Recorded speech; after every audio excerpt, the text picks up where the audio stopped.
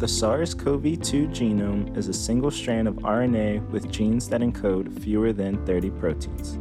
This is less than 0.1% of the proteins encoded by the human genome. The virus's genome is made of about 30,000 building blocks called nucleotides, which are represented by the letters A, U, C, and G.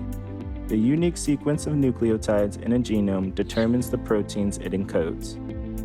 When the virus infects a cell, its genome is replicated, or copied.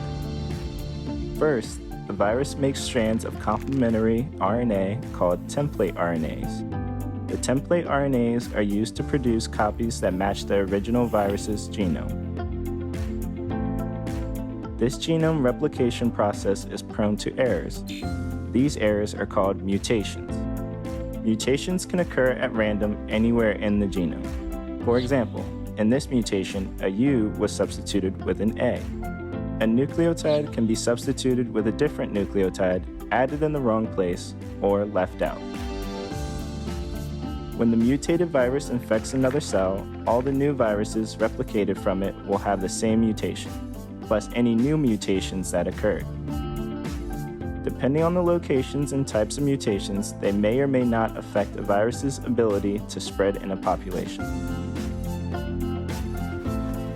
Viruses with mutations that help the virus replicate or infect cells have a selective advantage. These viruses usually become more common in a population over time. Viruses with mutations that make them less effective at replication or infection have a selective disadvantage. These viruses usually become less common in a population over time. Mutations that have no effect on the virus are called neutral mutations. Viruses with neutral mutations replicate just as well as viruses without these mutations. Tracking mutations and viruses can help determine where an outbreak started and how it spread. Understanding how virus populations change over time can also help scientists develop treatments and vaccines.